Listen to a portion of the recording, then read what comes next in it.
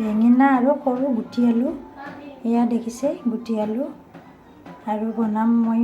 আৰু এইখিনি নিচলা মাছ মই ভিজাই ৰাখিছোঁ, দেখিছে ধুনীয়াকৈ চাফ চিকুণ কৰি লৈছোঁ। দুটামান জিৰা দি দিছোঁ, পিঁয়াজখিনি দি দিছোঁ,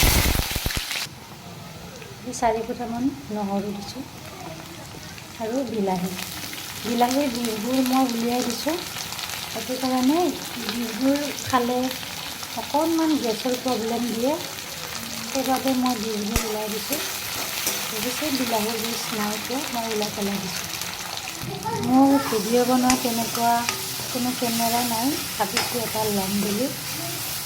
পইচা গোটাব পৰা নাই, পইচা হ'লে মই লৈ ল'ম। আপোনালোকে ছাপোৰ্ট কৰিব, সেইটোৱে যথেষ্ট। ছাপোৰ্ট কৰি যাই থাকিব।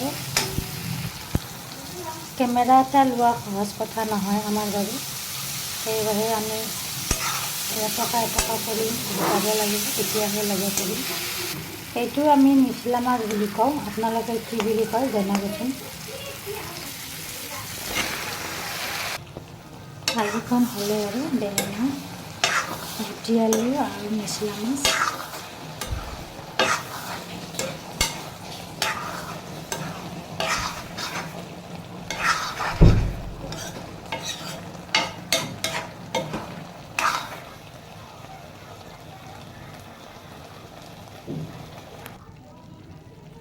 মোৰ ভাজিখন হৈ গ'ল, এতিয়া মই ধনিয়াখিনি দি দিম ইয়াতে। ধনিয়াকণ দিলে সুগন্ধি ধুনীয়া ওলায় আৰু খাবলৈও ধুনীয়া হয়। কলা বেঙেনা, গুটি আলু, নিচলা মাছ, দেখিছে